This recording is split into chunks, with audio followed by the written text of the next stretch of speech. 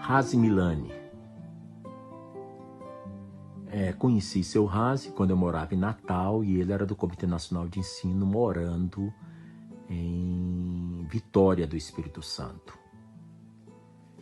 Eu era instrutor viajante e seu Razi, naquela época, era a pessoa que me escrevia as cartas. Então, durante um ano que eu viajei para vários lugares, quando eu tinha 18 para 19 anos, o seu Razi era quem decidia os lugares que eu devia ir. Claro, ele decidia consultando com o Comitê Nacional de Ensino, do qual ele era parte. E uma vez ele me mandou para um lugar em Belém do Pará, Santarém, me lembro bem. E para mim chegar em Santarém de ônibus pela Transbrasiliana, foram 4 dias e 4 noites de ônibus. Naquela viagem, o motorista morreu infectado por malária. Então nós ficamos o segundo dia todo parado no meio da Transamazônica com o motorista morto e esperando. Na época eles usavam uma espécie de rádio amador dentro do ônibus, esperando que viesse um socorro, um novo motorista lá de Belém do Pará, para a gente continuar a viagem até para chegar em Santarém. E eu ensinei a fé em Santarém durante quase um mês. Eu fui hóspede do querido Roberto Santarcângelo e Wanda, que era um jovem casal, ainda nem tinham filhos. E lá em Santarém nós fizemos muito ensino da fé e tenho memórias magníficas daquela época toda. E as histórias da viagem tão acidentada, porque a morte do motorista foi apenas um dos detalhes. Teve muitas histórias naqueles 4 dias que algumas não dá nem para contar, mas muito interessantes e algumas também muito engraçadas, divertidas. E uma vez eu reclamei com o seu Razi que ele estava me mandando de Blumenau para ir para Santarém, passando por Belém. Quando eu saía de Belém, eu devia ir para o Rio. Do Rio, eu devia ir para Teresina. E eu achei uma loucura, porque naquela época, instrutor viajante não andava de avião. O avião era muito caro na época. Para todo mundo era muito caro. E para instrutor, então, mais caro ainda, que era o Fundo Nacional que tinha que pagar. Então a gente só ia de ônibus. Não tinha outro jeito. E não era ônibus leito. As passagens, seu Razi comprava de ônibus comum.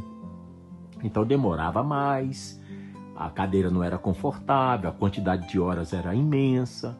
E uma vez eu escrevi para ele um aerograma, que era uma péssima invenção dos Correios, porque não tinha envelope, você enchia de cola, o negócio se rasgava todo, você não conseguia ler, tinha que ter uma tesoura, senão você não conseguia. E mesmo assim com tesoura, às vezes a cola se espalhava pelo texto.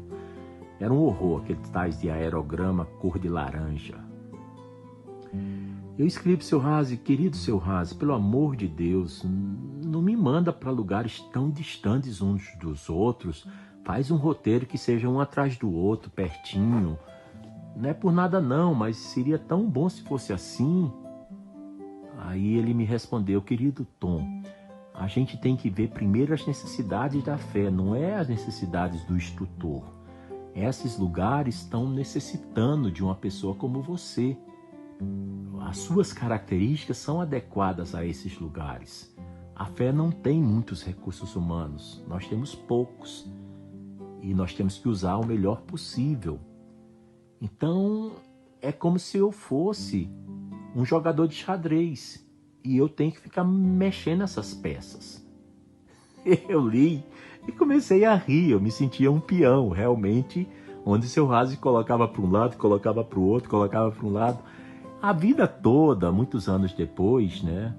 Quer dizer, mais ou menos uns 3 ou 4 anos depois, nós viemos a servir juntos na Assembleia e por muitos anos também juntos.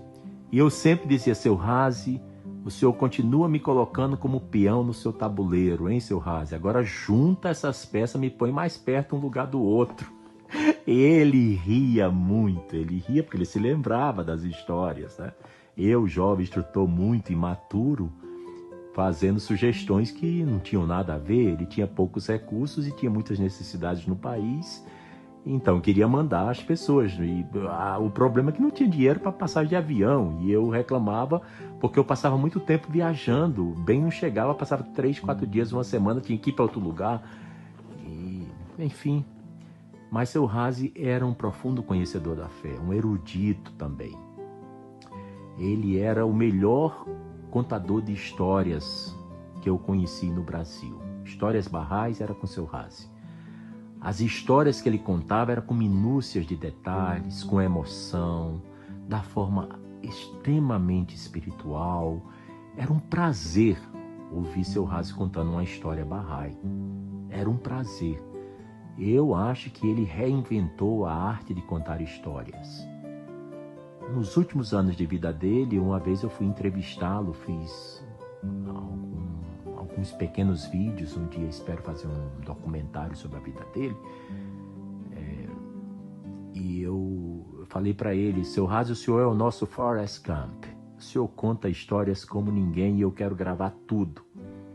Não deu para gravar muitas coisas, mas deu ainda, eu acho que eu tenho mais de 1 hora de gravações. Mas era muito cheio de conhecimento e muito humilde.